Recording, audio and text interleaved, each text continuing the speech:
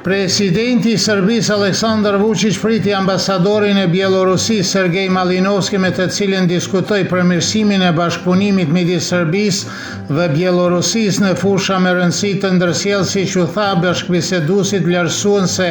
marrëdhëniet midis dy vendeve të bazuara në miqësinë tradicionale, respektin e ndërsjellë dhe afërsinë e popujve mund të zhvillohen dhe forcohen më tej. Vučić shprehu mirënjohjen e tij për, siç tha, mbështetjen parimore për integritetin territorial dhe sovranitetin e Serbisë, me vlerësimin se të dy vendet do të vazhdojnë të ndërdojnë marrëdhënie të bazuara në besim, dialog dhe interes të përbashkët në periudhën e ardhshme. Ministri i punëve të jashtme i Serbisë Marko Đurić u takua sot në Beograd me shefin e diplomacisë së Zimbabves Amon Murvin. Đurić deklaroi pas takimit se Serbia është mirënjohje e Zimbabves për qëndrimin e saj parimor ndaj integritetit territorial të Serbisë. Në një postim në rrjetin X, ai theksoi se Kosova dhe Metohia kanë një vend të veçantë në identitetin kombëtar të Serbisë, si dhe se Zimbabveja mund të mbështetet në mbështetjen e Serbisë në çështjet më rëndësi kombëtare. Komisioni Qendror Zgjedhor i Kosovës njoftoi se deri në afatin e fundit në mesnatë kanë marrë njoftimin për pjesëmarrjen në zgjedhjet e 7 qershorit nga 22 parti politike dhe 3 koalicione, të cilët mbledhen 9 parti politike. 9 partit njoftuan se nuk do të marrin pjesë në zgjedhja afati i fundit për dorëzimin e aplikimeve për certifikimin e subjekteve të reja politike, duke përfshirë koalicionet, iniciativat qytetare dhe kandidatë të pavarur, është që nga 2 deri me 10 maj, ndërsa dorëzimi i listave të kandidatëve për deputet është nga 2 deri me 12 maj. Partia Guxo, Lëvizja Vetëvendosja Alternativa dhe Partia Demokratane Shqiptare nënshkruan një marrëveshje koalicioni përpara zgjedhjeve të jashtëzakonshme parlamentare në 7 qershor. Partia Guxo njoftoi në Facebook se marrëveshja, siç thuhet, nuk përfaqëson një marrëveshje të përkohshme, por një përcaktim politik për menaxhimin e përgjithshëm, mbrojtjen e interesave shtetërore dhe vendosjen e qytetarit në qendër të vendimarrjes. Njoftimi shton se koalicioni përfaqëson stabilitet, qartësi politike dhe orientim euroatlantik, duke forcuar njëkohësisht partneritetet strategjike.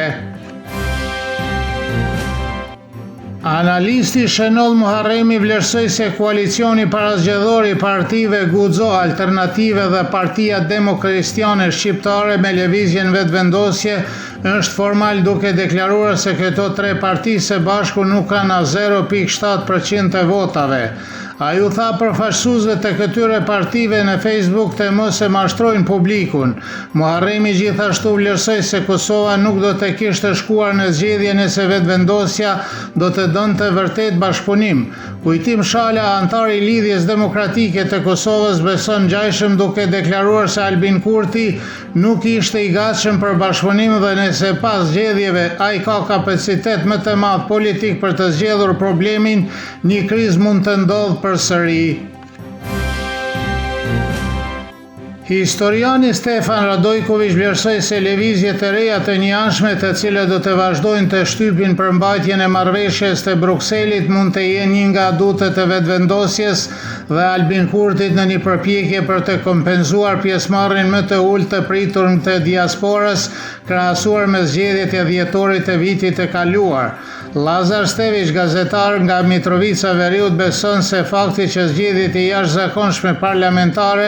nuk mbahen gjatë festave, kur një numër i madh i shqiptarëve mund të udhtonin për në Kosovë, do të jetë një problem për vetëvendosjen. Kjo është arsyeja pse, siç pohon ai, Albin Kurti tashmë ka filluar një fushat për të ftuar shqiptarët në diasporë të regjistrohen dhe të vetojnë aty ku jetojnë. Analisti politik Vlerim Burjani vlerësoi se votat e diasporës do të jenë aduti kryesor i Albin Kurtit në këtë proces zgjedhor, ndërsa udhëheqësit e ISHU-QK-s në Hag, sipas tij, nuk do të jenë tema e fushatës zgjedhore.